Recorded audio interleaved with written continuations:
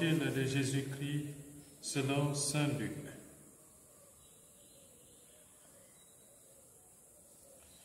En ce temps-là, les publicains et les pécheurs venaient tous à Jésus pour l'écouter.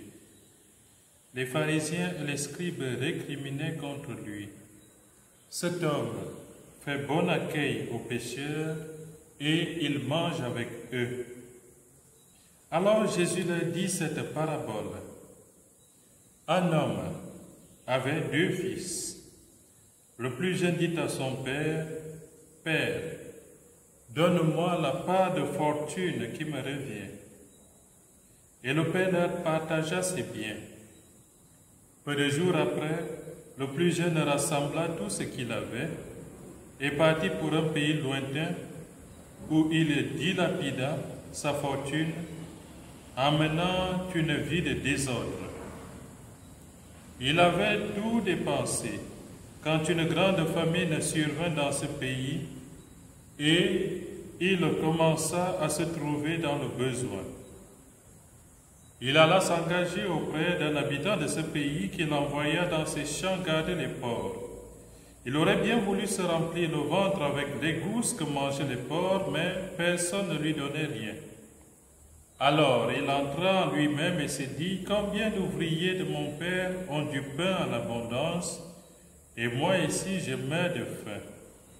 Je me lèverai, j'irai vers mon père et je lui dirai, « Père, j'ai péché contre le ciel et envers toi. Je ne suis plus digne d'être appelé ton fils. Traite-moi comme l'un de tes ouvriers. » Il se leva et s'en alla vers son père. Comme il était encore loin, son père l'aperçut et fut saisi de compassion. Il courut se jeter à son cou et le couvrit de baisers. Le fils lui dit, « Père, j'ai péché contre le ciel et envers toi. Je ne suis plus digne d'être appelé ton fils. » Mais le père dit à ses serviteurs, « Vite, apportez le plus beau vêtement pour l'habiller, mettez-lui une bague au doigt et des sandales aux pieds. Allez chercher le veau gras, tuez-le, mangeons et festoyons, car mon fils que voilà était mort et il est revenu à la vie. Il était perdu et il est retrouvé. » Et ils commencèrent à festoyer. Or, le fils aîné était au champ. Quand il revint et fut près de la maison, il entendit la musique et les danses.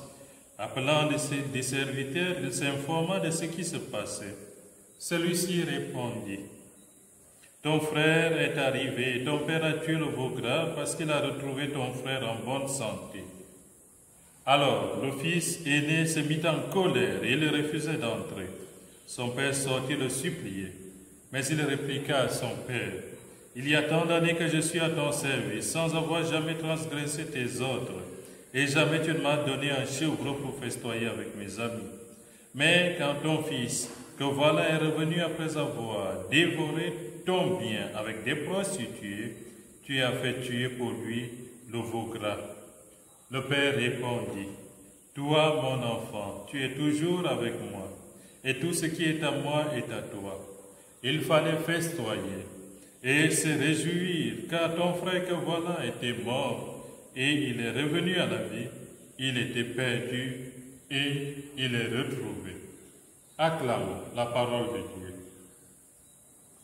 Frères et sœurs, la page d'évangile que nous avons aujourd'hui traite du fils prodigue, ce que nous appelons habituellement l'histoire du fils prodigue. On pourrait encore ajouter l'histoire du Père miséricordieux envers un fils rebelle. Pourquoi envers un fils rebelle? Parce que c'est l'histoire de ce père qui doit se séparer de son plus jeune enfant, qui du jour au lendemain lui demande, alors qu'il est encore vivant, de lui donner sa part d'héritage. Et cet enfant va faire l'expérience de se couper de son père, l'expérience de prendre son propre chemin, l'expérience de prendre ses propres décisions. Mais malheureusement pour lui, il n'est pas assez mûr et loin de son père, il ne peut rien faire sinon que dilapider tous les biens que le Père lui a donnés. Frères et sœurs, qui est cet enfant rebelle? C'est toi et c'est moi. C'est nous tous qui sommes ces enfants rebelles. Car une fois qu'on s'éloigne de Dieu, alors qu'on est en présence de son bien, lorsque le Seigneur nous fait tant de bien et que par nos péchés, nos fautes, nous nous éloignons quotidiennement de lui, nous sommes en réalité ces fils qui vont loin de leur Père, qui décident de prendre leur liberté pour vivre ce qui n'est pas conforme à la volonté de Dieu. Et lorsqu'on se sépare de Dieu, malheureusement, frères et sœurs, eh bien, on connaît à peu près, tant au niveau spirituel que dans notre vie humaine, on connaît à peu près le sort que vit ce fils prodigue, ce fils éloigné de son Père.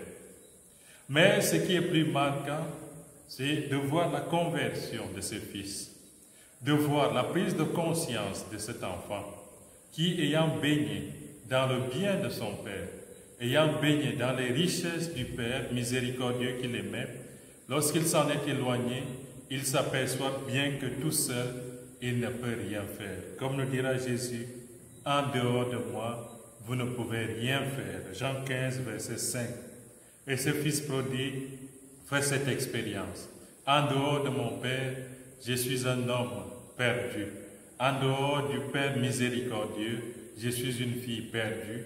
Je vais aller loin de mon Père et je vais me perdre. » Il entre à lui-même et pose cet acte de conversion.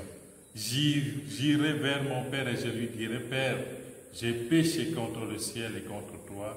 Je ne suis plus digne d'être appelé ton enfant. » Mais la chance pour nous, c'est que, comme on se voit de l'intérieur, ou tel qu'on se voit souvent, le Seigneur nous voit un peu plus que ça. Parce que lorsque le Fils revient vers son Père et qu'il commence à déballer sa formule bien gentille, le Père le coupe net et lui redonne toute sa dignité. Il lui remet la bague au doigt, les sandales aux pieds, l'habit le plus resplendissant. Voilà le regard que notre Père des cieux a sur nous, frères et sœurs, lorsque nous prenons la décision de nous convertir. Cela devrait remplir notre cœur de joie. Notre Père qui est aux cieux nous attend toujours les bras ouverts. Le Père attend toujours notre retour vers lui. Si nous sommes allés loin, frères et sœurs du Seigneur, revenons au Seigneur de tout notre cœur. Jetons-nous dans ses bras et demandons-lui pardon. Et le Père qui est si bon ne refuse jamais d'accueillir son enfant, son fils, sa fille qui revient vers lui. Quel que soit notre état d'homme et de femme pécheurs, le Seigneur reste toujours les bras ouverts. Quelles que soient les jalousies des grands frères et des grandes sœurs qui se croient toujours meilleurs et qui pensent toujours avoir la meilleure place, qui pensent toujours que le Père miséricordieux ne devrait jamais nous pardonner, eh bien, ce Père a un cœur plus doux. Il nous attend à l'entrée de la tente, toujours prêt à nous revoir, revenir vers lui. Ce Père attendait son Fils. Et lorsqu'il a vu son Fils revenir de loin, il a allé se jeter à son cou. Quelle belle image, frères et sœurs, de savoir que Dieu nous attend ainsi. Pendant ce temps de carême, c'est cela qu'il attend de nous. Après ce chemin au désert, le Père attend de chacun et chacune d'entre nous que nous refassions notre examen de conscience, que nous prenions conscience que nous nous sommes éloignés de lui et comme ce fils, ce jeune fils, que nous ayons dans notre cœur cette compunction, c'est-à-dire cette attitude toujours tournée vers la conversion, cette attitude à reconnaître cet acte du Père qui nous pardonne chaque temps, à redire au Père, nous avons péché contre toi, Père, s'il te plaît, accueille-nous dans tes bras.